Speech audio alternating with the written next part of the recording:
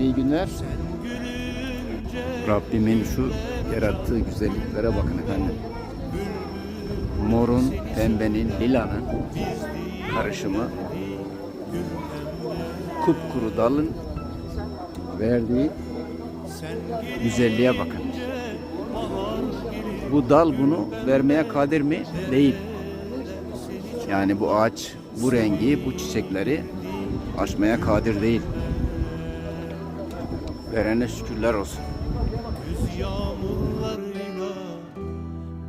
Ağacın gövdesinden çiçek açmış ya. Patlamış tabiri caizse. Şuna bak. Allah Allah. Yani sanki yapay gibi ama gerçek. Hakikaten müthiş ya. Şükürler olsun verene, Rabbime.